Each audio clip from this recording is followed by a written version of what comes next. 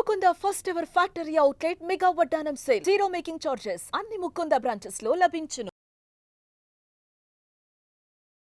నమస్తే రమగారు. నమస్తే జయ.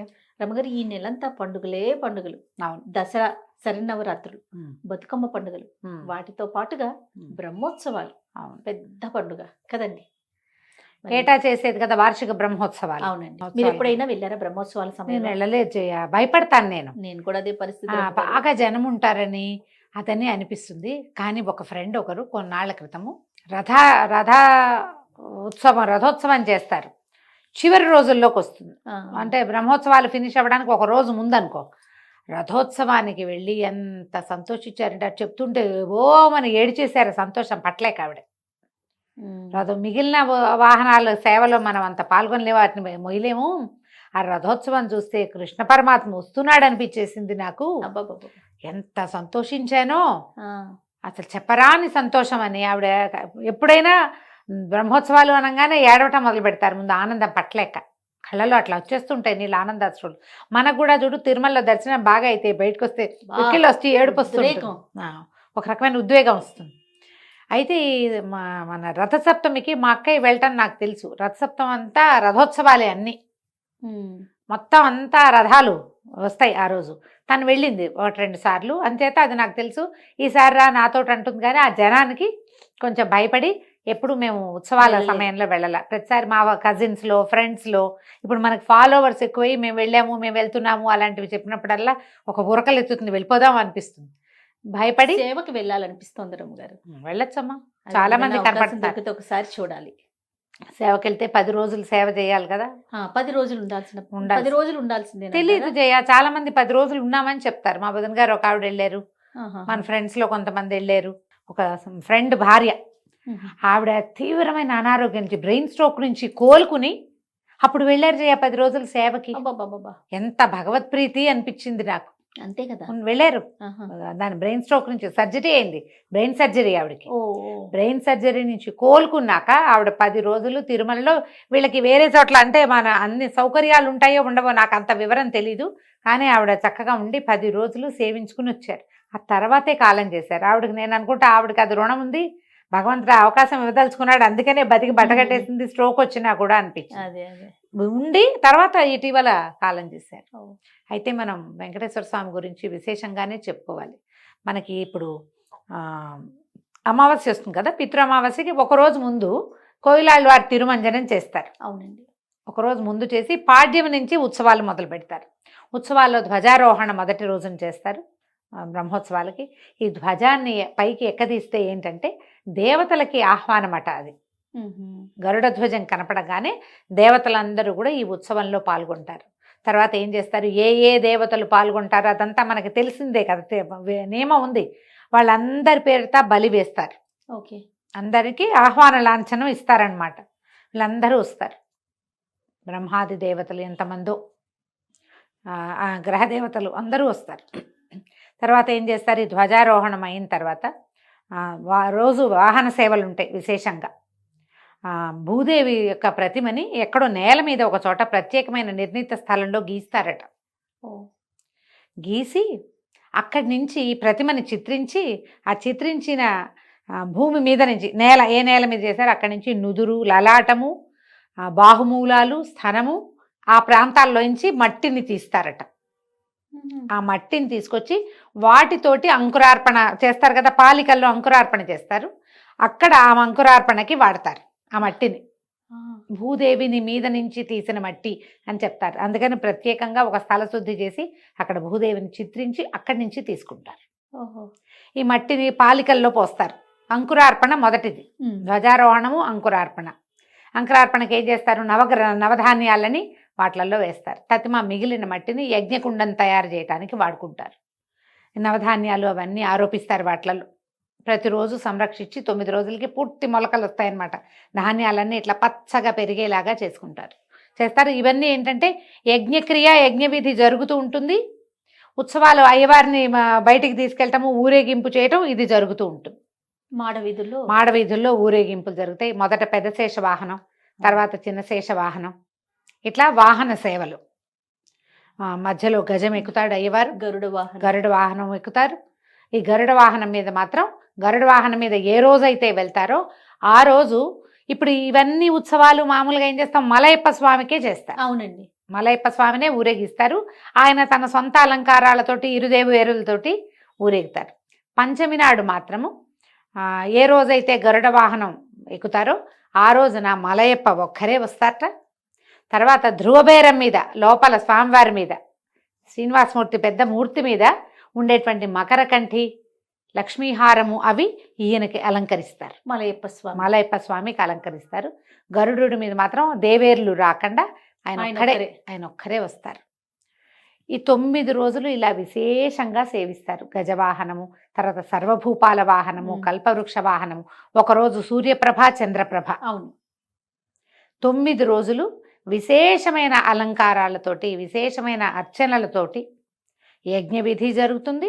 అయ్యవారి ఊరేగింపులు జరుగుతాయి. చివరి రోజున చక్ర స్నానం చేస్తారు. ఆ స్వామిని చక్రంలోకి ఆవాహన చేసి చక్రతాళ్ వారిని దీంట్లో పుష్కరిణిలో స్నానం చేయిస్తారు. ఈ చక్ర స్నానం రోజున ఎవరైతే చక్రస్వామితో పాటు ఆ పుష్కరిణిలో మునుగుతారో వాళ్ళకి మోక్షమేనట, మళ్ళీ పునర్జన్మ ఉండదని చెప్తారు. అయితే ఇవన్నీ ఉత్సవాలు చేస్తారా? ఎందుకు ఇన్ని ఉత్సవాలు ఈయనకి? ఎందుకు? ఎవరికీ లేనన్ని. పైగా ఈ బ్రహ్మోత్సవం ఏమిటి? ఇది ఒక ప్రత్యేకమైన ప్రశ్నగా ఉంటుంది. దాని మీద వెంకటాచల మహత్యం పుస్తకంలో నుంచి ఒక చిన్న భాగం చెప్పాలనుకుంటున్నా జయ. నేను వెంకటాచల మహత్యంలో చెప్తారు, ఈ బ్రహ్మోత్సవం అంటే మొదట బ్రహ్మ జరిపాడట ఈ ఉత్సవం అని ఒక పాయింట్ చెప్తారు. తర్వాత నవబ్రహ్మలు 9 రోజులు ఒక్కొక్క బ్రహ్మ చొప్పున చేస్తారు కాబట్టి బ్రహ్మోత్సవం అంటారు. ఈయనకున్న అన్ని ఉత్సవాలలో అతిపెద్దది కాబట్టి దీన్ని బ్రహ్మోత్సవం అన్నారన్న వాదన కూడా ఒకటి మనకి వినపడుతుంది. అయితే మనకి ఇది ఎట్లా చెప్తారంటే, ఈయన ఈ వెంకటేశ్వరుడు ఈ స్వామి కృతయుగంలోనూ త్రేతాయుగంలోనూ ద్వాపర యుగంలోనూ ఉన్నాడు. ఈ కొండ ఈ 3 యుగాల్లోనూ ఉంది. ఇక్కడ ఇప్పుడు మాత్రం కలియుగంలో వెంకటేశ్వరుడి లీలలే చాలా ప్రత్యేకమైనవి. ఈ ధ్రువబేరంగా నిలబడి ఉన్నవాడు సాక్షాత్తు వెంకటేశ్వరుడే. ఆయన కళ్ళు మూసుకొని ఉంటాడు కానీ అన్నీ చూస్తాడు. భాషణము లేకుండా ఉండటం ఈ ఈ యుగం యొక్క ప్రత్యేకత.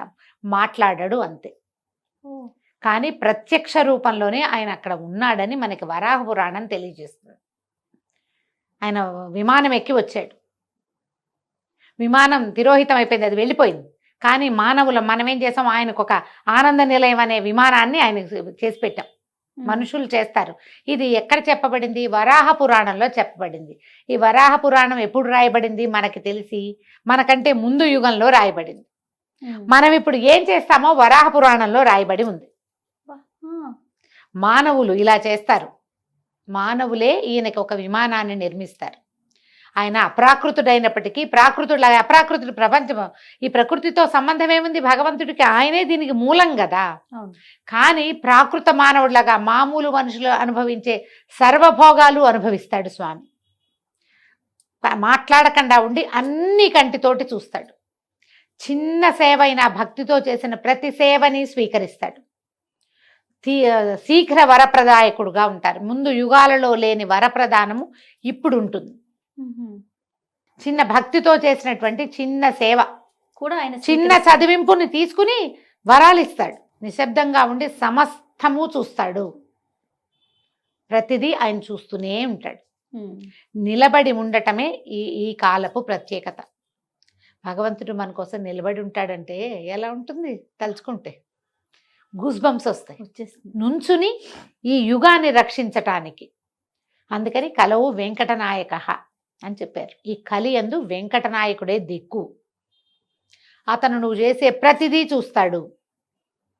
సరిగ్గా చెయ్యి.